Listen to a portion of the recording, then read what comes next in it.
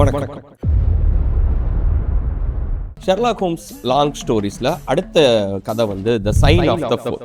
முதல் கதை the study in the scarlet மிகப்பெரிய வெற்றி அடைஞ்சதுக்கு அப்புறம் அடுத்து 3 வருஷம் கழிச்சு இந்த கதையை வெளியிடுறாரு எழுத்தாளர்.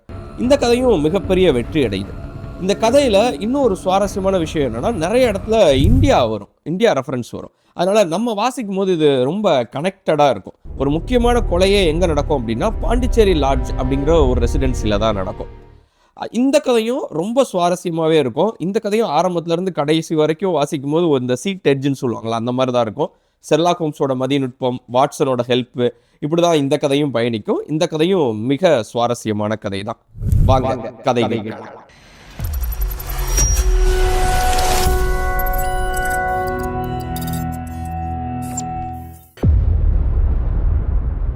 The sign of the four கதை எங்கே ஆரம்பிக்குது அப்படின்னா, 221B பேக்கர் ஸ்ட்ரீட், அந்த வாட்சன் ஷெர்லாக் ஹோம்ஸ் தங்குற அந்த ரூமில் தான் அந்த கதையை ஆரம்பிக்குது.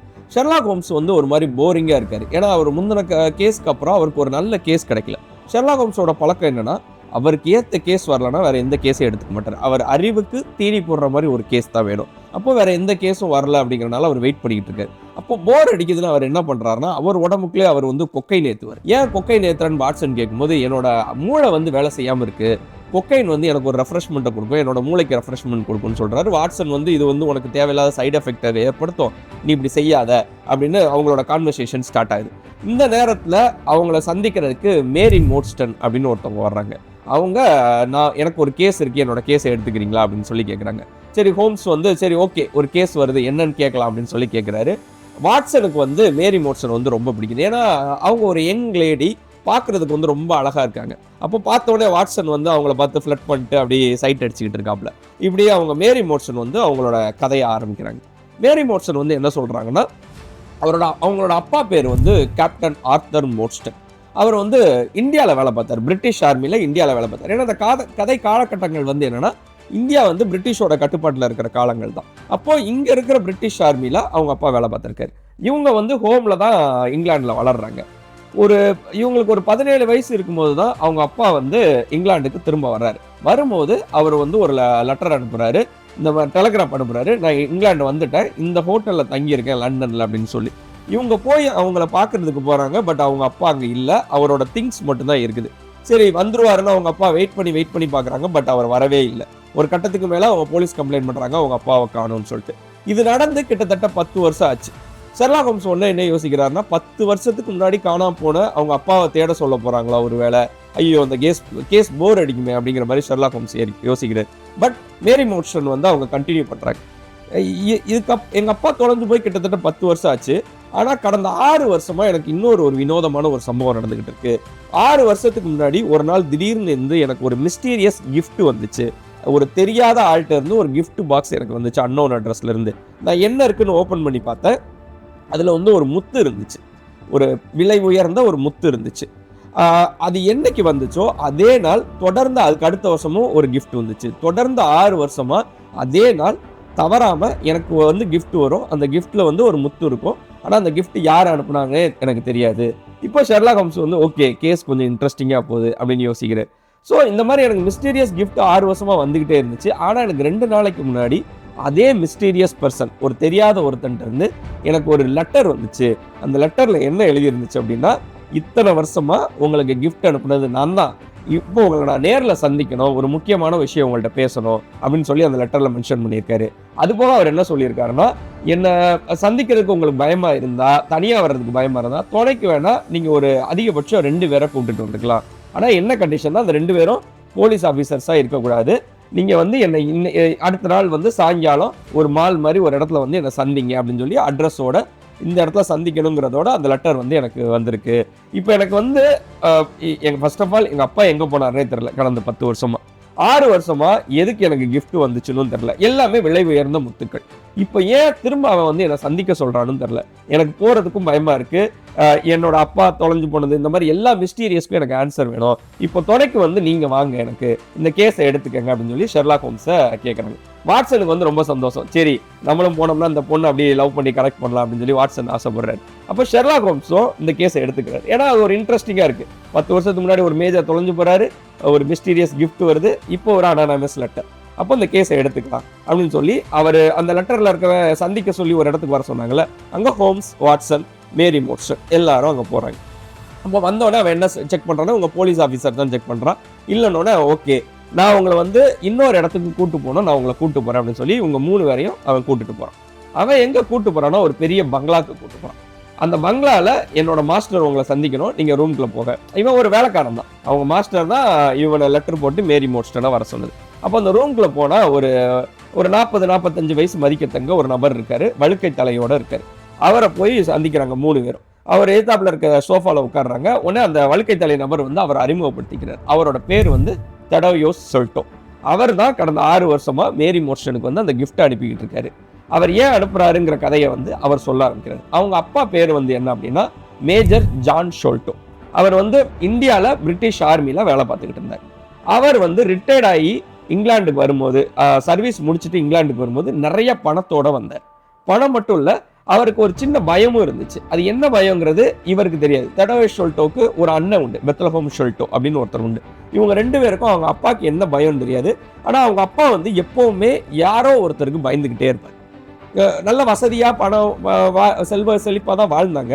ஆனால் அவங்க அப்பாவுக்கு யாரை பார்த்தா குறிப்பாக பயம் இருக்குன்னா, யாராவது உட்டன் லெக் மேன், அதாவது ஒரு கால் இல்லாமல் கட்டக்கால் வச்சுருப்பாங்க இல்லையா, அந்த மாதிரி ஆட்களை பார்த்தா ரொம்ப பயப்படுவார்.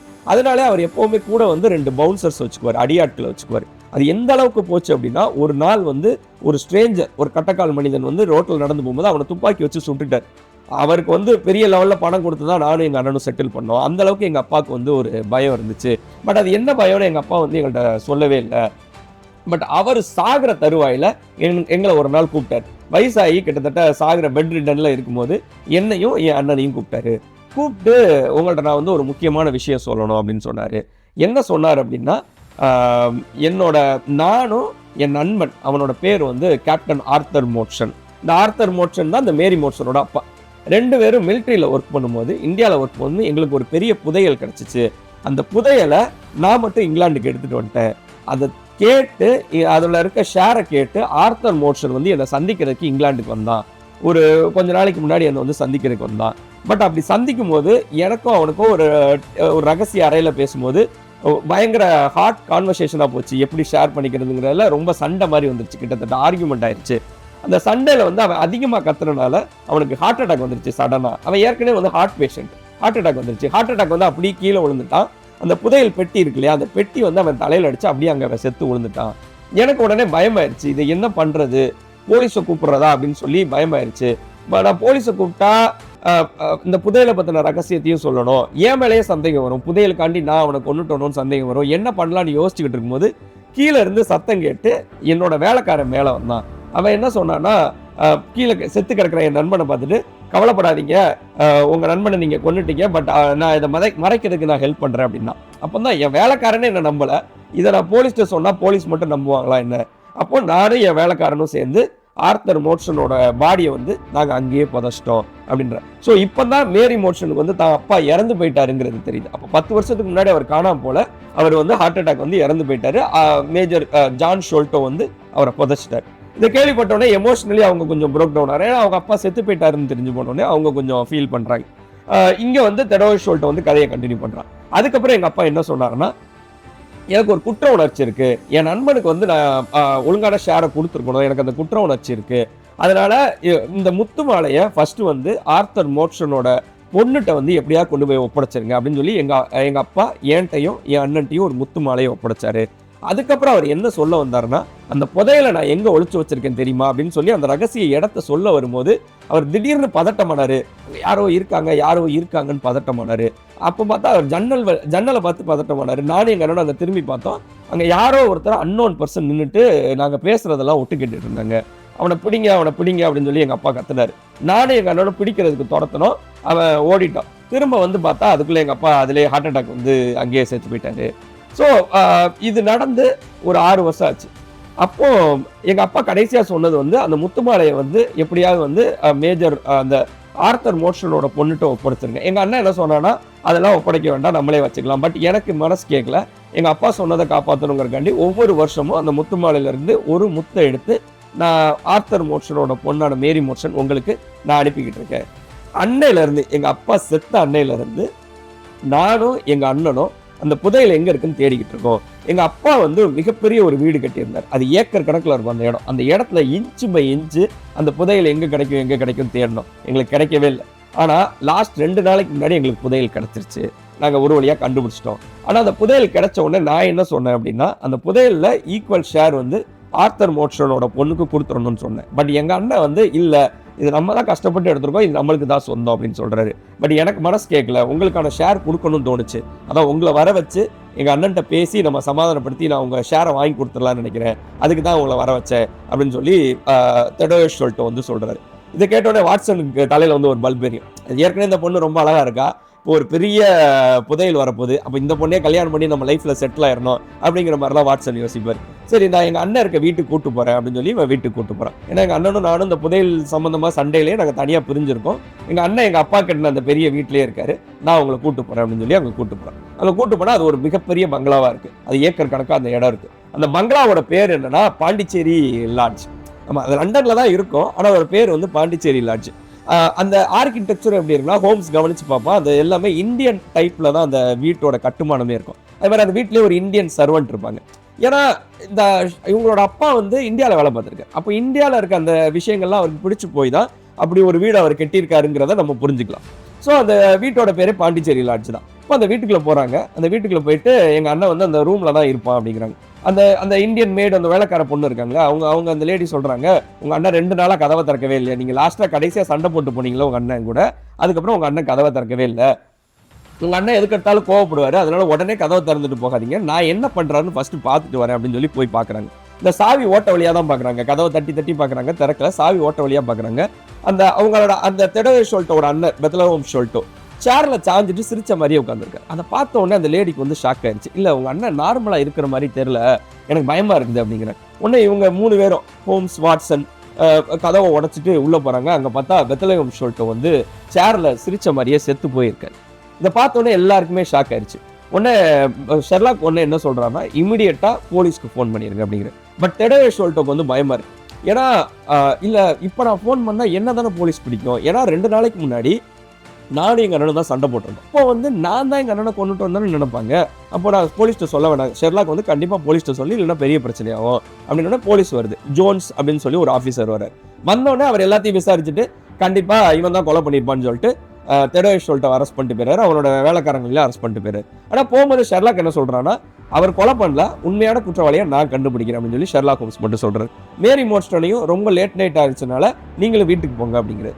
இப்போ ஷெர்லாக்கும் வாட்சனும் மட்டும் இருக்காங்க. ஒரு போலீஸ் ஆஃபீஸர் இருக்காரு, அந்த செத்து போன பாடி இருக்குது. இப்போ அந்த இடத்த வந்து ஒவ்வொரு இடமா நோட் பண்றாரு ஷெர்லாக்.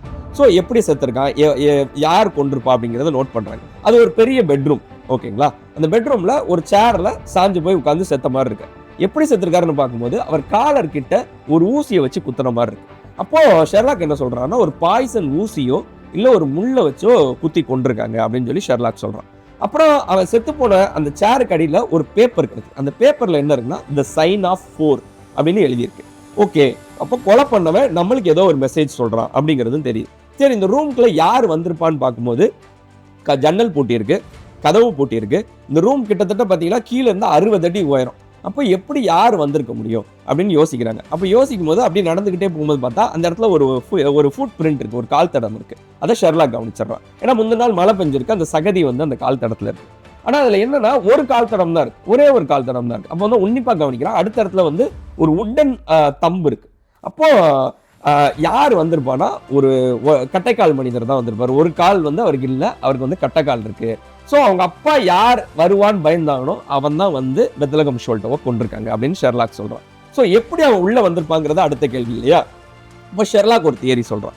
கட்டைக்கால் அந்த மனிதனால, அந்த உட்டன் லெக் மனிதனால இவ்வளவு பெரிய உயரத்துக்கு மேலே ஏறி வந்திருக்க முடியாது. பக்கத்துல எதுவும் பைப்போ எதுவுமே இல்லை, அப்போ ஏறி வர்றதுக்கு வாய்ப்பே இல்லை. எப்படி வந்திருப்பாங்கன்னா, உள்ள இருந்து யாரோ ஒருத்தர் ஜன்னலை திறந்து ஜன்னல் வழியா கயரை போட்டிருக்காங்க. அந்த கயரை பிடிச்சி ஏறி அவன் மேலே வந்துட்டான்.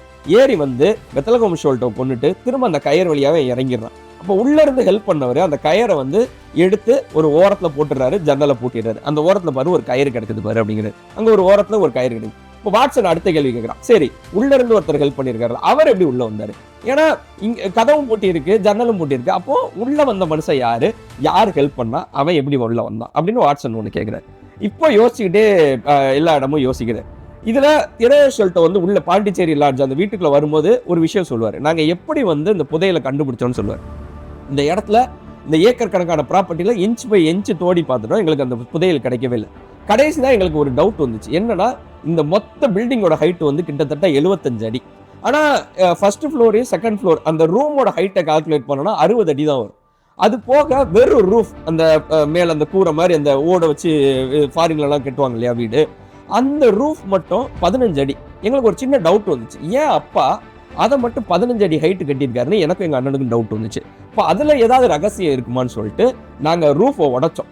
ரூஃபை உடைச்சு மேலே போகும்போது தான் அங்கே ஒரு சீக்ரெட் ரூம் இருக்கிறதே எங்களுக்கு தெரிஞ்சிச்சு. அந்த சீக்ரெட் ரூம்குள்ள தான் அந்த புதையல் பெட்டி இருந்துச்சு, அதை நாங்கள் கண்டுபிடிச்சோம் அப்படின்னு. அப்போ ரூஃபை இங்கே தானே உடைச்சிருப்பாங்கன்னு மேலே பார்க்குறாங்க. பெத்லகேம் ஷோல்டோ இருக்கிற அந்த பெட்ரூம் மேலே வந்து ரூஃபை உடைச்சதுக்கான அந்த ஓட்டை இருக்கு. ஓகே, அப்போ அந்த ஓட்டை வழியாக தான் அந்த மனுஷன் வந்திருக்கான் அப்படிங்கிறாங்க. சரி, அப்போ நம்ம ஃபர்ஸ்ட் அந்த ஓட்டைக்குள்ள போவோம் அப்படின்னு சொல்லி ஓட்டைக்குள்ள போனால் அங்கே ஒரு பெரிய ரகசிய அறை இருக்கு. அந்த ரகசிய அறையில் அப்படியே ஷெர்லாக்கும் வாட்சனும் நடந்துக்கிட்டே, ஷெர்லாக் எப்பவுமே ஒரு லென்ஸ் வச்சிருப்பாரு இல்லையா, அந்த லென்ஸை வச்சு ஒவ்வொரு இடமா அனலைஸ் பண்ணிட்டு இருக்காரு. அப்போ தான் பார்க்குறாங்க அந்த ரூஃப் மேலேயும் ஒரு டோர் இருக்கு. ஸோ இது வந்து அவங்க அப்பா வச்ச செட்டப். அதாவது மேலே ஒரு ரகசிய டோர் இருக்கு, மேலே கூரையில் அதை திறந்தோம்னா உள்ள ஒரு ரகசிய அறை இருக்கு, அந்த அறையில தான் புதையல் இருக்கு. அப்போ அந்த ரூஃப் டாப்ல இருக்கிற அந்த டோர் வழியா ஒரு மனுஷன் வந்து இவங்க போட்டு வச்சிருக்க ஓட்டை வழியா கீழே இறங்கி பெத்லகேம் ஷோல்டோவை கொன்னுட்டு கயரை உள்ள போட்டு அந்த உட்டன் லெக் மேன் அவனை மேல வர வச்சு புதையல் எடுத்து கொடுத்துருக்கான். இதுதான் நடந்திருக்கு அப்படின்னு சொல்லி ஷெர்லாக் வந்து ஒரு தியரியை சொல்றாரு. சரி, வேற ஏதாவது கிடைக்குதான்னு சொல்லிட்டு லென்ஸை வச்சு அங்க அனலைஸ் பண்ணும்போது அங்க ஒரு ஃபுட் பிரிண்ட் இருக்கு. ஏன்னா உள்ள ஒரு மனுஷன் வந்திருக்கான்ல அந்த ரூஃப் வழியா, அவனோட ஃபுட் பிரிண்ட் அங்க இருக்கு. இதுல ஷெர்லாக் என்ன சொல்றாருன்னா, ஒரு நல்ல விஷயம் நம்மளுக்கு நடந்திருக்கு. இந்த ரூஃப் வழியா வந்தவன் வந்து தெரியாம தாரை மிதிச்சுட்டான். தாருங்கிறது இந்த நம்ம நார்மலா ரோடு போடுற தார் கிடையாது, இந்த உட்டுக்கு அடிக்கிற ஒரு தார், அந்த பூச்சிலாம் அரிக்கக்கூடாது, கிரியோஸ்டோ அப்படின்னு சொல்லி ஒரு கெமிக்கல் நேம் சொல்றாங்க. அந்த தாரை வந்து மிதிச்சுட்டு வந்திருக்கான். அது வந்து அங்கங்க ஃபுட் பிரிண்ட் மாதிரி இருக்கு அப்படின்னு சொல்லி பாக்குறாங்க. அப்பதான் வாட்சன் கவனிக்கிறான். ஆனா ஷெர்லாக், நீ ஒரு விஷயத்தை கவனிச்சியா, அந்த ஃபுட் பிரிண்ட் எல்லாம் நார்மல் மனுஷங்களோட ஃபுட் பிரிண்ட் மாதிரியே இல்ல, ஒரு சின்னதா இருக்கு, பார்த்தா ஒரு குழந்தைங்களோட ஃபுட் பிரிண்ட் மாதிரி இருக்கு. ஒரு குழந்தையா மேல வந்து கயரை போட்டு அந்த பெத்லகேம் ஷோல்டோவை கொன்னதுன்னு நீ சொல்ற அப்படின்னா இருக்கலாம், ஏன்னா அந்த ஃபுட் பிரிண்ட் வந்து ஒரு சின்ன ஃபுட் பிரிண்ட் தான் அப்படிங்கிறாங்க. சரி, இந்த ஃபுட் பிரிண்ட்டை வச்சு நம்ம அடுத்து எப்படி கண்டுபிடிக்கிறது அப்படின்னோட ஷெர்லாக் என்ன சொல்றான்னா, நம்ம கண்ணு பார்க்காத விஷயத்த மூக்கு பார்க்கும் அப்படின்னு ஒரு விஷயத்த சொல்றான். ஏன்னா எனக்கு தெரிஞ்ச ஒரு ஃப்ரெண்டு இருக்காரு, அந்த ஃப்ரெண்டு வந்து வெறும் வாசத்தை வச்சு உலகத்தோட எந்த மூலையில இருந்தாலும் கண்டுபிடிப்பாரு. ஏன்னா அந்த தாரோட வாசம் இருக்கும்ல, அந்த கெமிக்கல் வாசம் இருக்குல்ல, அந்த வாசத்தை வச்சே கண்டுபிடிக்கிற என் ஃப்ரெண்டு இருக்காரு. அந்த ஃப்ரெண்டு வந்து பேர் வந்து டோபி. அது ஒரு நாய். அந்த நாயை போய் நீ கூட்டு வா, நான் மற்ற இடம்லாம் அனலைஸ் பண்ணிட்டு இருக்கேன் அப்படிங்கிறேன். ஸோ வாட்சன் வேகமா போய் அந்த டோபியை கூட்டுட்டு வர்றாரு. இவர் சொன்ன அட்ரஸ்ல இருந்து அந்த டோபிங்கிற நாயை கூட்டு வரு. அந்த டோபி வந்து அந்த தார் வாசத்தை மோப்பம் பிடிச்சிட்டு அது எங்கெல்லாம் டிராவல் பண்ணிருக்கு அப்படின்னு ஓடுது. அப்படி ஓடும்போது தான் இவங்களோட ப்ராப்பர்ட்டிக்குள்ளேயே ஒரு பேரல், உட்டன் பேரல் வந்து உடஞ்சு கிடக்குது. அந்த பேரல் பக்கத்துல இன்னொரு விஷயம் ஒன்று கிடைக்குது, ஒரு பவுச் மாதிரி, ஒரு சின்ன பை மாதிரி. அந்த பை ஃபுல்லா என்ன இருக்கு அப்படின்னா சின்ன டாட்ங்கிறது முள்ளு, ஒரு ஆரோ மாதிரி வச்சுக்கோங்களேன், சின்ன ஆரோ மாதிரி வச்சுக்கோங்களேன், அது ஃபுல்லா அந்த பையில இருக்குது. அது ஃபுல்லா விஷம் தடவப்பட்டதா இருக்கு. ஓகே, அப்போ அந்த கொலகாரன் வந்து இதை வச்சுதான் பெத்லகேம் ஷோல்டோவை கொண்டிருக்கான். கொண்டுட்டு அவன் ஓடும்போது தெரியாம இந்த பை வந்து கீழே விழுந்துருச்சு. ஸோ இது ஒரு முக்கியமான எவிடன்ஸ் சொல்லி அதை எடுத்து ஷெர்லாக் வச்சுக்கிறேன். இப்போ அந்த நாய் ஓடுது, ஒவ்வொரு தெருவா ஓடும்போது ஒரு இடத்துல போய் அந்த நாய் நிக்குது. லெஃப்ட்ல போகணுமா ரைட்ல போகணுமா, அது ஒரு சின்ன கன்ஃபியூஷன். லெஃப்ட்டை பார்த்து ஓடுது, ஏன்னா அங்கதான் அதுக்கு வாசம் அடிக்குது. லெஃப்ட்ல போனா அங்க பார்த்தா அது ஒரு உட்டன் மரங்களை வச்சு வேலை செய்யற ஒரு இடத்துக்கு போய் நின்றுது. அங்க பார்த்தா டின்னா அந்த தார் இருக்கு. ஸோ நாய் வந்து அந்த தார் வாசத்துக்கு தானே போகுது அந்த டோபி. கடைசியா அங்க மொத்தமா தார் இருந்தோடனே அதுதான் அதோட டெஸ்டினேஷன் சொல்லி அங்க போய் நின்றுது. தப்பான இடத்துக்கு போயிருது ஆக்சுவலா. ஸோ ஷெர்லாக்கும் வாட்சனும் ஓகே அது தப்பான இடத்துக்கு வந்துருது, ஏன்னா அது கன்ஃபியூஸ் ஆயிடுச்சு, இங்க நிறைய தார் இருந்தோடனே கன்ஃபியூஸ் ஆயிடுச்சு அப்படின்னு. ஷெர்லாக் என்ன சொல்றான்னா, ஒரு இடத்துல நின்று யோசிச்சுல ரைட்ல போகணுமா லெஃப்ட்ல போகணுமான்ட்டு, லெஃப்ட்ல வந்துச்சு நம்மளுக்கு இந்த இடத்துக்கு வந்துடும், ஒருவேளை ரைட்டுக்கு போயிருந்தா அந்த இடத்துல தான் ஒரு சேஞ்ச் நடந்திருக்கும்னு நான் நினைக்கிறேன் அப்படின்னு சொல்லி ஷெர்லாக் வந்து அந்த பிரான்ச், அந்த பிரிஞ்ச இடத்துல போய் ரைட்டுக்கு போறான். ரைட்ல போகும்போது அது எங்க போகுதுன்னா தேம்ஸ் நதிக்கரை, அதுல இருக்கிற ஒரு முக்கியமான நதிக்கரைக்கு போகுது. ஏன்னா தேம்ஸ் லண்டன்ல வர ஒரு மிகப்பெரிய நதி. அந்த நதிக்கரையில ஒரு போட் ஹவுஸ், அங்க இருந்து நம்ம வந்து போட் வாடகைக்கு எடுத்துக்கலாம். முக்கியமா அந்த லான்ச்னு சொல்லுவாங்க, அந்த சின்ன கப்பல் மாதிரி, அதை வாடகைக்கு எடுத்துக்கலாம். அந்த ஒரு இடம் அங்க இருக்கு. அப்போ ஷெர்லாக் வந்து சகஜமா அங்க போய் பேசுற மாதிரி பேசுறான், கேஸை பத்தி விசாரிக்கிற மாதிரி இல்லாம அங்க போய் இருக்கிறாங்க. ஒரு லேடியும் ஒரு பையனும் இருக்காங்க. அவங்க வந்து மிஸ்ஸஸ் ஸ்மித், அதாவது ஸ்மித்ங்கிறவரோட மனைவி. அவங்கள்ட்ட போய் பேசுறான், இங்க லான்ச் எல்லாம் வாடகை கிடைக்குமா அப்படின்னு சொல்லிட்டு. ஆமா வாடகை கிடைக்கும், பட் எங்கள்கிட்ட இருக்க லான்ச் எல்லாம் இப்போ வாடகைக்கு போயிருச்சு. கடைசியா எப்போ போச்சு அப்படின்னா 2 நாளைக்கு முன்னாடி ஒருத்தன் வந்தான், என்னோட ஹஸ்பண்டை கூப்பிட்டுட்டு அவன் தான் போனான். அப்படியா, எங்க போனாங்கன்னு தெரியுமா? எங்க போனாங்கன்னே தெரியல. அவன் என் புருஷனுக்கு வந்து சரக்கு வாங்கி கொடுத்துட்டு கூப்பிட்டு போனான். அவனை பார்த்தாலே எனக்கு பிடிக்கல, அவன் ஒரு மாதிரி அழுக்கா அக்லியா இருந்தான். அது மட்டும் இல்லாம கட்டைக்காலு, அந்த உட்டன்ல காலு, இதெல்லாம் பார்த்தாலே எனக்கு என்னமோ அவன் ஒரு நல்லவனே தோணலை அப்படின்னு சொல்றான். இப்போ ஷெர்லாக்கு புரிஞ்சுக்கிச்சு, இங்க அந்த கொலை பண்ணிட்டு இங்க வந்து தான் அவங்க வந்து ஒரு லான்ச்சை வாடகைக்கு எடுத்துட்டு தப்பிச்சு போயிருக்காங்க அப்படின்னு சொல்லிட்டு. சரி, அந்த லான்ச்சை பத்தி சொல்லுங்க அப்படின்னு கேட்குறேன். அந்த லான்ச்சோட நேம், அதாவது அந்த கப்பலோட நேம் வந்து ஆரோரா. அதோட கலர் வந்து என்ன இருக்குன்னா பிளாக் கலர்ல இருக்கும், ப்ளூ கலர் ஸ்ட்ரைப் இருக்கும் அப்படின்னு சொல்றான். சரி, இந்த டீட்டெயில்ஸ் எல்லாம் கலெக்ட் பண்ணிட்டு ஹோம்ஸ் வீட்டுக்கு போயிடுறாரு. வீட்டுக்கு போயிட்டு இப்போ அந்த லான்ச்சை தான் நம்ம கண்டுபிடிக்கிறோம், அதுல தான் அந்த கொலகாரன் தப்பிச்சு போயிருக்கான். அப்போ அவன் என்ன பண்றாருன்னா, எப்பவுமே ஹோம்ஸ்க்கு வந்து ஒரு சப்போர்ட்டுக்கு ஆள் நிறைய பேர் இருப்பாங்க. யாருன்னா இதுல வந்து இர்ரெகுலர்ஸ்ன்னு சொல்லியிருப்பாங்க. நம்மளுக்கு ஃபர்ஸ்ட் பார்ட் கதையிலே வரும், கதை கேட்காதவங்க டிஸ்கிரிப்ஷன்ல லிங்க் தரேன் கேளுங்க. அந்த ஃபர்ஸ்ட் பார்ட்லையும் கடைசி கிளைமேக்ஸ்ல அந்த மெயினான அந்த சஸ்பெக்டை பிடிக்கிறதுக்கு வந்து அந்த வேலை இல்லாம வீடு இல்லாம அந்த பேக்கர் ஸ்ட்ரீட்ல இருப்பாங்கல்ல, அந்த இளைஞர்களை தான் ஷெர்லாக் ஹோம்ஸ் யூஸ் பண்ணுவார். இங்கேயும் அவங்கள தான் யூஸ் பண்றாரு. அவங்கள்ட்ட வந்து இந்த டீட்டெயில்ஸை கொடுக்குறாரு. அதாவது அந்த கப்பல் பேர் வந்து ஆரோரா, கப்பலை ஓட்டுறவன் பேர் வந்து ஸ்மித்து, கப்பல் வந்து பிளாக் கலர்ல இருக்கும், ப்ளூ கலர் ஸ்ட்ரைப் இருக்கும். தேம்ஸ் நதியில தான் அந்த கப்பல் ஓடிட்டு இருக்கு. எந்த போட் ஹவுஸ்லயோ எந்த ஹார்பர்லயோ அது எங்க நின்னாலும் எனக்கு இமிடியேட்டா தகவல் கொடுங்க அப்படிங்கிறாரு. அப்போ இவரோட டீம் போய் தேட ஆரம்பிக்குது. டீம் போய் தேடுறாங்க, 1 நாள் ஆகுது, 2 நாள் ஆகுது, பட் எந்த ஒரு தகவலும் இல்லை. ஏன்னா தேம்ஸ் நதியில அங்கங்க சின்ன சின்ன போட் ஹவுஸ் இருக்கலாம், ஹார்பர் இருக்கலாம், எல்லா இடத்துலையும் விசாரிச்சுட்டாங்க, அப்படி ஒரு போட் வந்ததாவே தெரியல. சரி, ஷெர்லாக்கு வந்து என்ன பண்றதுன்னே தெரியல. இப்போ ஷெர்லாக் வந்து அடுத்து என்ன பண்றான்னா அட்வர்டைஸ்மெண்ட் கொடுக்குறான். இந்த மாதிரி ஒரு கப்பல் தொலைஞ்சு போச்சு, இதை பத்தின தகவல்கள் கொடுத்தீங்கன்னா உங்களுக்கு நான் பெரிய லெவல்ல அவார்டு கொடுக்குறேன் அப்படின்னு சொல்லி தகவல் கொடுக்குறான். அப்பவும் யாரும் வந்த மாதிரி இல்லை. உடனே ஷெர்லாக் என்ன சொல்றான்னா, நீ வெயிட் பண்ணு, நான் போயிட்டு வேற ஏதாவது தகவல் கிடைக்குதான்னு பார்த்துட்டு வரேன்னு சொல்லிட்டு ஷெர்லாக் வெளியே போறான். அப்போ அந்த ஜோன்ஸ் அந்த இன்ஸ்பெக்டர் இருக்கார் இல்லையா, அவர் ஷெர்லாக்கை தேடி வர்றாரு. அப்போ வாட்சன் மட்டும் தான் வீட்டில் இருக்கான். அப்போ அந்த ஜோன்ஸ் என்ன சொல்றாருன்னா, எனக்கும் ஷெர்லாக் சொல்ற தியரியில கொஞ்சம் நம்பகத்தன்மை வருது. ஏன்னா தியோடர் ஷெல்டோ வந்து கொன்ன மாதிரி தெரியல, அதனால ஷெர்லாக் என்ன சொல்றான்னு கேட்கறதுக்கு தான் நான் வந்திருக்கேன்னு சொல்லிட்டு அந்த ஜோன்ஸ் இன்ஸ்பெக்டரும் வர்றாரு. அப்போ ஒரு வயசான கிழவன் ஒருத்தன் வர்றான். வந்து நான் ஷெர்லாக்கை பார்க்கணும் அப்படின்னு சொல்றான். எதுக்கு அப்படின்னா, எனக்கு வந்து அந்த கப்பல் எங்க இருக்கு, அதுல இருக்க அந்த ஆள் யாருன்னு தெரியும், அந்த ட்ரெஷர் எங்க இருக்குன்னு தெரியும், நான் ஷெர்லாக்கை பார்க்கணும் அப்படிங்கிறான். ஷெர்லாக்கு வெளியே போயிருக்கான், போய் 1 நாள் ஆச்சு, இன்னும் வரல, வெயிட் பண்ணுங்க வருவான், நீங்க ஏன்ட்ட சொல்லுங்க அப்படிங்கிறாரு இன்ஸ்பெக்டர். இல்ல நான் ஷெர்லாக்ட தான் சொல்லுவேன் அப்படின்னு உட்காந்துருக்கான். சரி நீங்க உட்காந்துருக்கேன்னு அப்படின்னு நேரம் போய்கிட்டே இருக்கு. கொஞ்ச நேரம் கழிச்சு பார்த்தா அந்த கிழவன் வந்து ட்ரெஸ் எல்லாம் கழட்டிட்டு வர்றான். பார்த்தா அதான் யாருன்னு பார்த்தா ஷெர்லாக்.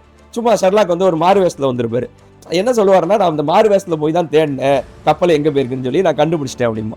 எப்படி கண்டுபிடிச்சேன் அப்படின்னா, இந்த தேம்ஸ் நதியில குறிப்பிட்ட துறைமுகங்கள் எல்லாத்தையும் நம்மளோட ஃப்ரெண்ட்ஸ் தேடிட்டாங்க, எங்கேயுமே இந்த கப்பல் இல்லை. அப்பதான் எனக்கு ஒரு யோசனை வந்துச்சு, அது ஏன் துறைமுகத்துல இருக்கணும், இல்லை போட் ஹவுஸ்ல இருக்கணும். அதுக்கு பதிலாக அவன் அந்த கப்பலை ஒளிச்சு வைக்கணும்னு நினைச்சிருந்தா, நம்ம தேடுறோங்கிறத அவனுக்கு தெரிஞ்சிருக்கும். அவன் ஒளிச்சு வைக்கணும்னு நினைச்சிருந்தா அவன் என்ன பண்ணலாம்னா, போட்டை ஒளிச்சு வைக்கிறதுக்கு இன்னொரு ஒரு சேஃபான இடம் ஒர்க் ஷாப். ஏன்னா போட் ரிப்பேர்னு ஒரு ஒர்க் ஷாப்ல கொண்டு போய் விட்டீங்கன்னா அது அங்கேயே தான் நினைக்கும். அதை இவங்களோட ஃப்ரெண்ட்ஸ் அந்த சர்க்கிளில் தேடவே இல்லை. அப்போ அங்கே தேடலான்னு தான் நான் மாறு வேஷத்தில் போனேன். நான் மாறு வேஷத்தில் போனதில் எனக்கு கண்டுபிடிச்சிட்டேன். ஒரு முக்கியமான ஒரு ஒர்க் ஷாப்ல தன்னோட கப்பல் ரிப்பேர் ஆனதா 2 நாளா ஒரு கப்பல் நிக்குது, ஆனா அந்த கப்பல்ல ரிப்பேரே இல்லை அப்படின்னு சொல்லி அந்த ஒர்க் ஷாப்ல வேலை பார்க்குறவர் சொல்றாரு. ஸோ அந்த கப்பல் தான் நம்மளோட கப்பல், அந்த கப்பலோட பேர் தான் அரோரா, அந்த கப்பலை தான் நம்ம பிடிக்கணும். ஸோ ஜோன்ஸ்ட என்ன சொல்றான்னா, நீங்க உங்களோட போலீஸ் ஃபோர்ஸ்லேயே இருக்கிற ரொம்ப ஸ்பீடா போகல ஒரு போட்டு, அந்த போட்டை எடுத்துட்டு வாங்க, நம்ம பிடிக்கலாம் அப்படின்னு சொல்றான். ஸோ இப்போ ஜோன்ஸ், வாட்சன், ஷெர்லாக் எல்லாம் ஸ்பீடா போற ஒரு போட்ல போறாங்க. நம்மளை பிடிக்க வந்துட்டாங்கன்னு சொல்லிட்டு அங்க இருந்த அந்த உடன் லெக் மேனுக்கு தெரிஞ்சு போயிருது. அவர் கப்பல் எடுத்துட்டு வேகமா போக ஆரம்பிக்கிறாரு. இவங்க துரத்துறாங்க, ஒரு சேஸ் மாதிரி நடக்குது அந்த இடத்துல. அப்போ இவங்க துரத்திக்கிட்டு இருக்கும்போது இவங்க பார்த்துட்டாங்க அந்த உடன் லெக் மேன், அவன் தான் அந்த உடன் லெக் மேன் அப்படின்னு நினைக்கும் போது அங்க இருந்து இன்னொருத்த கீழே, அந்த கப்பல் கீழே இருந்து ஒருத்தன் வர்றான். அவன் பார்த்தோன்னா ஒரு 3 அடி தான் இருக்கும், கருப்பா, நம்மளோட ஆதிவாசி மாதிரி இருக்கும், ஒரு காட்டுவாசி மாதிரி, ஒரு ட்ரைப் மாதிரி இருக்கும். அவன் கையில வந்து ஒரு சின்ன பைப் மாதிரி வச்சிருக்கான். அந்த பைப்ல ஒரு டாட், அந்த விஷம் தடவை ஊசி வச்சுட்டு ஒரு ஊதுறான். இது நீங்கள் நேஷனல் ஜியோகிராஃபிக்லாம் பார்த்தீங்கன்னா தெரியும். இந்த ஆப்பிரிக்காவில் இருக்க ட்ரைப்ஸ் வந்து அனிமல்ஸை பிடிக்கிறதுக்கு இந்த தவளையில் இருக்க விஷத்தை வந்து முள்ளில் தடவிட்டு ஒரு சின்ன ஒரு மூங்கில் பைப் மாதிரி வச்சிருப்பாங்க, அதை ஊதுவாங்க. அது போய் அந்த அனிமல்ல பட்டுச்சுன்னா அந்த அனிமல் உடனே செத்து போயிடும். அதே டெக்னிக்கை அந்த ட்ரைப் யூஸ் பண்ணி ஷெர்லாக் அட்டாக் பண்றாரு. பட் ஷெர்லாக் நவன்றாரு. ஷெர்லாக்கோ வாட்சனும் வந்து துப்பாக்கி வச்சு சுடுறதுல அந்த 3 அடி மனுஷன் வந்து துப்பாக்கி சூடுபட்டு அந்த தேம்ஸ் நதியிலே விழுந்துடுறான். அவன் செத்து போயிடறான். ஸோ இப்போ அந்த போட்டை வந்து சுற்றி வளைச்சிடுறாங்க. கடைசி வந்து அவனை அரெஸ்ட் பண்ணிடுறாங்க. அரெஸ்ட் பண்ணி அவனை போலீஸில் விசாரணை பண்ணிக்கிட்டு இருக்காங்க. தொடர் ஷெல்ட்டை வந்து ரிலீஸ் பண்ணிடுறாங்க. இந்த தகவல் எல்லாம் வாட்சன் உடனே கொண்டு போய் மேரி மோட்ஸ்டன் போய் சொல்லிடுறாரு, அரெஸ்ட் பண்ணிட்டாங்க. ஏன்னா அந்த புதையல் பட்டியும் கிடைச்சிருச்சு. அந்த புதையல் பட்டியை எடுத்துட்டு மேரி மோட்ஸ்டனை இம்ப்ரெஸ் பண்ணணும்ல, வாட்சன் உடனே வேகமா தூக்கிட்டு போய் மேரி மோட்ஸ்டன் நான் கொடுக்க போறேன்னு சொல்லிட்டு ஓடுறாரு. ஸோ இங்க என்ன நடக்குது அப்படின்னா, அரெஸ்ட் பண்ணவனை விசாரணை பண்றாங்க. அரெஸ்ட் பண்ண வந்து அவனோட கதையை சொல்ல ஆரம்பிக்கிறான். அரெஸ்ட் பண்ணவனோட பேர் வந்து ஜோனதன் ஸ்மால். அவர் வந்து அவரோட கதையை அவர் வெர்ஷன்ல சொல்றாரு. நான் வந்து ஜோனதன் ஸ்மால், நீங்க கொன்னீங்க இல்ல அந்த 3 அடி மனுஷன், அவன் பேர் வந்து டோங்கா. அவன் வந்து அந்தமான்ல இருக்கிற ஒரு ட்ரைபு, எனக்கு ஹெல்ப் பண்றதுக்காண்டி வந்தான். அவன் ஆக்சுவலா பெத்லகேம் சோல்டோவை நான் கொல்லவே இல்லை, எனக்கு கொல்லணுங்கிற எண்ணமே கிடையாது, நான் அந்த புதையலை மட்டும்தான் எடுக்கணும்னு வந்தேன். பட் அவசரப்பட்டு டோங்கா கொண்டுட்டான், அந்த டோங்காவையும் நீங்க கொண்டுட்டீங்க, அவன் எனக்கு ஒரு நல்ல நண்பன் அப்படின்னு சொல்லி ஜோனதன் ஸ்மால் வந்து வருத்தப்படுறாரு. இப்போ அவரோட கதையை ஆரம்பிக்கிறார். ஜோனதன் ஸ்மால் வந்து பிரிட்டிஷ்ல தான் பிறக்கிறார். ஜோனதன் ஸ்மால் வந்து பிறந்து கொஞ்ச நாள்லயே அவர் வந்து ஒரு நல்ல மனிதனாலாம் வளரல. போற இடத்துலலாம் ஏதாவது பிரச்சனை வரும், ட்ரபிள் மேக்கர்னு சொல்லுவாங்கல்ல, அந்த மாதிரி தான் வளர்ந்துட்டு வர்றாரு. அப்போ ஒரு பொண்ணுட்டா இன்னும் ஒரு பெரிய பிரச்சனையாயிருது. அந்த பொண்ணு போலீஸ் கம்ப்ளைண்ட் கொடுத்தா இவர் மாட்டிக்குவார். அப்போ இங்க இருந்து உடனே தப்பிச்சு போகணுங்கிறக்காண்டி அவசரமா போய் மிலிட்ரியில போய் சேர்ந்துடுறாரு ஜோனதன் ஸ்மால். அவருக்கு டியூட்டி எங்க போடுறாங்கன்னா இந்தியாவில் போடுறாங்க. இந்தியாவில் போட்டு சும்மா ஜாலியா சுத்திக்கிட்டு இருக்காரு. அப்படி ஒரு நாள் வந்து கங்கை நதியில போய் குளிக்கணும்னு அவருக்கு ஒரு ஆசை. கங்கை நதியில குளிச்சுக்கிட்டு இருக்காரு. குளிக்கும் போதுதான் முதல்ல வந்து அவர் காலை கடிச்சிருச்சு. அங்க இருக்க ஒருத்தர் வந்து காப்பாத்திட்டாரு. காப்பாத்தினாலும் அவரை காலை வந்து எடுக்க வேண்டிய சிச்சுவேஷன் ஆயிடுச்சு. அவர் காலை எடுத்து கட்டக்கால் வச்சிடறாங்க உட்டன்ல. அதனாலதான் அவர் கட்டக்கால் மனிதனா இருக்காரு. அதுக்கப்புறம் மிலிட்ரியில வந்து அவருக்கு ஒரு வேலை கொடுக்க முடியல. ஏன்னா கால் இல்லைல்ல, மிலிட்ரியில வந்து உங்களால சர்வீஸ் பண்ண முடியல. அதனால அதுக்கு அடுத்து வந்து ஒரு நல்ல வேலை இல்லாம இருக்காரு. இப்போதான் அந்த காலகட்டத்தில் இந்தியாவில் வந்து இந்த சிப்பாய் முட்னி நடக்குது. இந்த முதல் சிப்பாய் கழகம்னு சொல்லிட்டு 1857 நடக்கும்ல, அந்த காலகட்டம் அது. அந்த காலகட்டத்தில் எங்க பிரிட்டிஷ்காரங்களை பார்த்தாலும் கொலை பண்ற, அடிக்கிற இந்த மாதிரி வயலன்ஸ்லாம் நடக்குது. அப்போ இவர் அங்கிருந்து எப்படியா தப்பிக்கணும்னு நினைக்கிறார். அப்படி நினைக்கும் போது தான் அவருக்கு ஒரு யாரோ ஒருத்தர் ஐடியா கொடுக்குறாங்க. ஆக்ரா ஃபோர்ட்னு ஒரு இடம் இருக்கு ஆக்ரால. அந்த இடம் வந்து ஃபுல்லா பிரிட்டிஷ் கண்ட்ரோல்ல தான் இருக்கு. அங்க நீங்க போயிட்டீங்கன்னா உங்களுக்கு ஓரளவு சேஃபா இருக்கும் அப்படிங்கிறார். உடனே ஜோனதன் ஸ்மால் வந்து வேகமா போய் ஆக்ரா ஃபோர்ட்டுக்கு போறாரு. அங்க எனக்கு ஏதாவது வேலை கிடைக்குமா அப்படின்னு கேட்கிறாரு. ஒரு வேலை அவருக்கு கிடைக்குது. ஆக்ரா ஃபோர்ட்ல பாத்தீங்கன்னா நிறைய வாசல் இருக்குமா. அதுல ஒரு வாசலை பாதுகாக்கிறது இவரோட வேலை. இவருக்கு கீழே 2 இந்தியன்ஸை கொடுக்குறாங்க. முகமது சிங் ஒருத்தர் பேரு, இன்னொருத்தர் பேர் வந்து அப்துல்லா கான். இந்த 3 பேருக்கு வந்து அந்த கதவை பாதுகாக்கிறது தான் வேலை. இவர் தான் தலைமை காவலர் அந்த மாதிரின்னு வச்சுக்கோங்க. அப்போ இப்படியே டியூட்டி வந்து ஒவ்வொரு நாளும் ஓடிக்கிட்டே இருக்கு. ஒரு நாள் நைட்டு வந்து இவருக்கு கீழே இருக்காங்களா 2 இந்தியர்கள், முகமதும் அப்துல்லாவும், அவங்க 2 பேரும் ஏதோ ரகசியமா டிஸ்கஸ் பண்ணிக்கிறாங்க. ஏதோ ஒன்னு இவர் ரகசியமா டிஸ்கஸ் பண்ணிக்கிறாங்க. அப்போ என்ன டிஸ்கஸ் பண்றீங்க அப்படின்னு அவள இருக்க ஒருத்தர் முகமது சிங் என்ன சொல்றான்னா, கத்தி எடுத்து கழுத்துல வச்சுட்டு, உனக்கு 2 ஆப்ஷன் தர்றேன், ஒன்னு நீ இங்கே செத்து போயிரு, இல்லனா நீ பெரிய பணக்காரனா இங்கிலாந்துக்கு போலாம், எந்த நீ ஆப்ஷனை சூஸ் பண்ணுவ?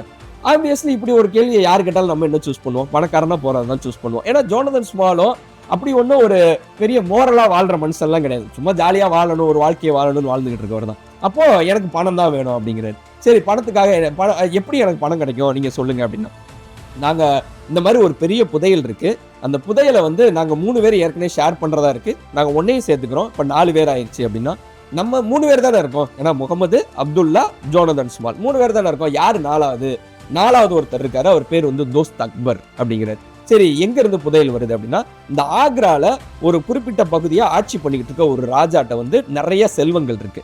அவர் என்னன்னா, அவர் ஒரு நல்ல ராஜா கிடையாது. அவர் என்னன்னா, பிரிட்டிஷ்க்கும் சப்போர்ட் பண்ணுவாரு, சிப்பாய் இந்த இந்தியன் சிப்பாய்களுக்கும் சப்போர்ட் பண்ணுவாரு. ஏன்னா யாராவது ஒருத்தர் ஜெயிப்பாங்க, அவங்க சைடு சேர்ந்துடணும். டபுள் கேம் ஆடுவார் அவருக்கு ஒரு ப்ராப்பரான ஒரு ரீசன்லாம் கிடையாது. 2 பேர் பக்கமும் நின்றுக்கணும், யார் ஜெயிக்கிறாங்களோ அவங்க கூட சேர்ந்துக்கணும், இந்த மாதிரி ஒரு ராஜா. ஆனா அவருக்கு வந்து அவரோட முக்கியமான புதையல்கள் எல்லாம் பாதுகாக்கணும்னு நினைக்கிறாரு. அப்படி நினைக்கும் போது அவர் என்ன பண்ணாரு அப்படின்னா, அவரோட வேலைக்காரன் ஒருத்தன்ட்ட அவரோட புதையல் எல்லாம் ஒரு பெட்டியில போட்டு, தங்கம், வைரம், முத்து எல்லாத்தையும் ஒரு பெட்டியில போட்டு, அவனை ஒரு வியாபாரி மாதிரி அவன்கிட்ட கொடுத்து அனுப்பிட்டாரு. அந்த வியாபாரிய இப்ப எங்க ஒளிஞ்சிருக்க சொல்றாருன்னா, ஆக்ரா ஃபோர்ட்டுக்குள்ள கொஞ்ச நாளைக்கு ஒளிஞ்சிரு, அதுக்கப்புறம் நீ திரும்ப இங்க வந்துரு அப்படின்னு சொல்லி அந்த ராஜா வந்து இன்ஸ்ட்ரக்ஷன் கொடுத்துருக்காரு. அவனை கூப்பிட்டு வர்ற வேலை வந்து என்னோட ஃப்ரெண்டு தோஸ்த் அக்பர். அவன் அந்த ராஜாட்ட வேலை பார்க்குறான். அவன் வந்து கூட வர்ற ஹெல்ப்பரா வந்து தோஸ்த் அக்பர் வந்துகிட்டு இருக்கான். அவன் வந்து இந்த ஆக்ரா ஃபோர்ட்டுக்குள்ள அவரை கூப்பிட்டு வந்துருவான். கூட்டு வந்ததுக்கப்புறம் அந்த மெர்ச்சண்டா நடிச்சுக்கிட்டு இருக்கான் இல்லையா, அவனை நம்ம கொலை பண்ணிட்டு அந்த புதையில நம்ம எடுத்துட்டு நம்ம 4 பேரும் நம்ம பிரிச்சுக்கலாம். நீ வந்து இங்கிலாந்துக்கு போயிரு, நாங்கள் எங்கேயாவது போயிடுறோம் அப்படின்னு சொல்லி அவங்க 4 பேரும் அவங்களுக்குள்ள ஒரு உறுதிமொழி எடுத்துக்கிறாங்க. சாரிங்க, சளி பிடிச்சிருக்கு. ஓகே, உறுதிமொழி எடுத்துக்கிறாங்க. அப்போ அதே மாதிரி சொன்ன மாதிரியே ஒரு மெர்ச்சன்ட் வர்றாரு. மெர்ச்சன்ட் வந்து அவரை வந்து இவங்க கொலை பண்ணிடுறாங்க. கொலை பண்ணி அந்த புதையில எடுத்துக்கிறாங்க. வெளியே அந்த பாடியை கொண்டு போயிடக்கூடாதுன்னு சொல்லிட்டு அந்த ஆக்ரா ஃபோர்ட்டுக்குள்ளேயே அவரோட பாடியை புதைச்சிடுறாங்க, அந்த மெர்ச்சன்ட்டோட பாடியை. இப்போ இந்த 4 பேரும் தான் அவங்களுக்குள்ள உறுதிமொழி எடுத்ததுக்கு அப்புறம் தான் அவங்க தான் த சைன் ஆஃப் த 4, அதாவது இந்த 4 பேருக்குள்ள தான் அந்த புதையில பிரிச்சுக்கணும் அப்படின்னு சொல்லிட்டு. ஆனா இதுல அவங்க எதிர்பார்க்காத ஒரு ட்விஸ்ட் என்ன ஆகி போயிருது அப்படின்னா, இந்த ராஜா வந்து ஒரு ஸ்பையை வச்சிருப்பாரு. அதாவது இந்த மெர்ச்சன்ட் கரெக்டாக தான் போறானா, இந்த மெர்ச்சன்ட் ஆக்ரா ஃபோர்ட்டி தான், அவன் எங்கேயா தப்பிச்சு போயிடக்கூடாதுல்ல, அதனால அவர் ஒரு ஸ்பையை வச்சிருப்பாரு. அந்த ஸ்பை வந்து ராஜாக்கு என்ன இன்ஃபர்மேஷன் கொடுத்துருவானா, இந்த மெர்ச்சன்ட் வந்து ஆக்ரா ஃபோர்ட்டுக்குள்ள போனான். ஆனால் அந்த ஆக்ரா ஃபோர்ட்டை விட்டு அவன் வெளியே வரல, எனக்கு என்னமோ சந்தேகமா இருக்கு அப்படிங்கிறான். அப்போ அவர் வந்து அஃபிஷியலாக என்கொயரி ஆரம்பிச்சிடறாரு. என்கொயரி ஆரம்பிச்சா தெரிஞ்சிருது இவங்க 4 பேரும் கொலை பண்ணியிருக்காங்க அப்படின்னு சொல்லிட்டு. ஆனால் இவங்க புதையில வந்து ஃபர்ஸ்டே ரகசியமும் ஒரு இடத்துல ஒளிச்சு வச்சிருக்காங்க, அது யாருக்குமே தெரியாது. அப்போ 4 பேரையும் ஜெயிலில் போட்டுறாங்க. ஜெயிலில் எங்கே தூக்கி போடுறாங்கன்னா, அந்தமான்ல தூக்கி ஜெயிலில் போடுறாங்க இந்த 4 பேரையும். ஏன்னா அந்தமான் சிறைச்சாலை அப்போ தான் ஆரம்பிச்சு அந்த காலகட்டம். அப்போ அந்தமான் ஜெயிலில் தூக்கி போடுறாங்க. அப்போ அந்தமான் ஜெயிலில் மற்ற 3 பேரும் இந்தியர்கள். ஜானதன் ஸ்மால் மட்டும் பிரிட்டிஷ்காரர். அதனால அவருக்கு மட்டும் கொஞ்சம் சுதந்திரம் இருக்கும். அவர் மட்டும் வெளியே அலைஞ்சிக்கலாம், என்ன வேணாலும் பண்ணிக்கலாம். பட் மற்ற 3 பேரும் ஜெயிலில் தான் இருக்கும். அப்படியே அவருக்கு வெளியே அலையும் போது தான் ஒரு டாக்டர் அறிமுகமாகிறார். அந்த டாக்டரோட வீட்டில் வந்து நிறைய பிரிட்டிஷ்காரங்க வருவாங்க. அவரும் ஒரு பிரிட்டிஷ்காரர் தான். அந்த டாக்டரோட வீட்டுக்கு வந்து நிறைய பிரிட்டிஷ்காரங்க ஆஃபீஸர்ஸ்லாம் வருவாங்க. அங்கே உட்காந்தா சீட்டில் ஆடுவாங்க, சரக்கு அடிப்பாங்க. ரொம்ப ஜாலியாக என்ஜாய் பண்ணுற அந்த ஒரு வீடு மாதிரி அந்த டாக்டரோட வீடு. அங்கே தான் 2 பேரை ஜோனதன் ஸ்மால் பார்க்குறான். யாருன்னா கேப்டன் ஆர்த்தர் மோர்ஸ்டனையும் மேஜர் ஜான் ஷோல்ட்டோ. நம்ம கதையில் ஆரம்பத்தில் வர்றாங்களா 2 பேர், அவங்க 2 பேரையும் அங்கே தான் பார்க்குறான். அப்போ இவங்க 2 பேரை நம்ம யூஸ் பண்ணிக்கணும் அப்படின்னு ஜோனதன் ஸ்மால் நினைக்கிறான். அப்போ ஜோனதன் ஸ்மால் வந்து அவங்க 2 பேரையும் கூப்பிட்டு என்ன சொல்கிறான்னா, எனக்கு நீங்கள் ஒரு ஹெல்ப் பண்ணணும் அப்படிங்கிறான். என்ன ஹெல்ப் அப்படின்னா, நான் உங்களுக்கு ஆளுக்கு 1 லட்ச ரூபா பணம் தர்றேன். அந்த பணத்தை நீங்கள் வாங்கிட்டு எங்கள் 4 பேரையும் விடுதலை பண்ணுங்க அப்படிங்கிறான். 4 பேருங்கிறது இந்த முகமது, அப்துல்லா, தோஸ்த் அக்பர் அண்ட் அஸ்வல் ஜோனதன் ஸ்மால். எங்கள் 4 பேரையும் நீங்கள் ரிலீஸ் பண்ணி விடுங்க, எப்படியா தப்பிக்க வைங்க அப்படிங்கிறான். சரி, எப்படி நீ எங்களுக்கு 1 லட்சம் தருவ அப்படின்னா, நான் உங்களுக்கு ஒரு மேப் தர்றேன் அப்படின்னு சொல்லி ஒரு மேப்பை போடுறான். ஏன்னா புதையல் எங்கே இருக்குன்னு ஜோனதன் ஸ்மாலுக்கு தான் தெரியும். அந்த மேப்பை கொடுத்துட்டு, இந்த மேப்பில் இருக்க இடத்துல ஒரு மிகப்பெரிய புதையல் இருக்கு, அந்த புதையலை எடுத்துட்டு வாங்க, அந்த புதையல்ல இருந்து நான் உங்களுக்கு ஆளுக்கு 1 லட்ச ரூபா தர்றேன். ஜோனதன் ஸ்மாலுக்கும் சரி, ஜான் ஷோல்ட்டோக்கும் மோர்ஸ்டனுக்கும் ஆர்த்தர் மோர்ஸ்டனுக்கும் தர்றேன்.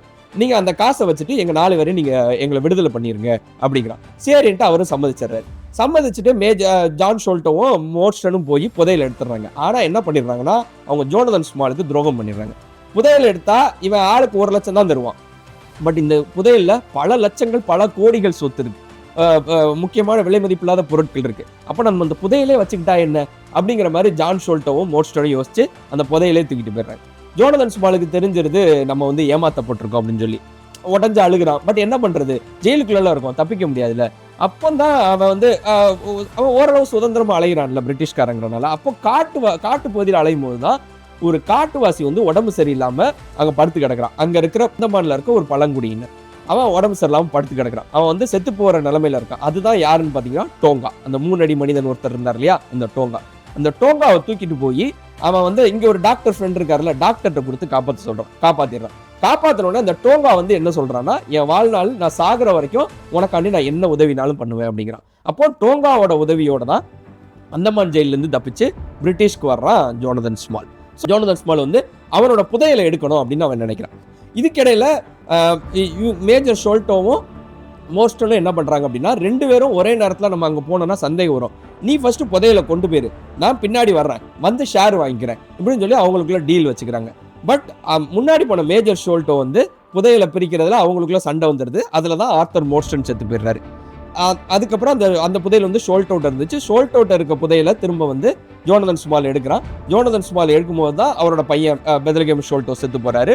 இப்போ அந்த புதையலை வந்து கடைசி வந்து போலீஸ் வந்து பிடிச்சிட்டு போயிடுறாங்க. இப்போ அந்த புதையல் பெட்டியை வந்து டாக்டர் வாட்சன் வந்து நம்ம மேரி மோர்ஸ்டன்ட்ட கொண்டு போய் கொடுக்குறாங்க. இப்படி வந்து ஜோனதன் ஸ்மால் வந்து கதையை சொன்னோம். சரி, அந்த பெட்டியோட சாவியை கொடு அப்படின்னு சொல்லி ஷெர்லாக் ஹோம்ஸ் கேட்குறான்.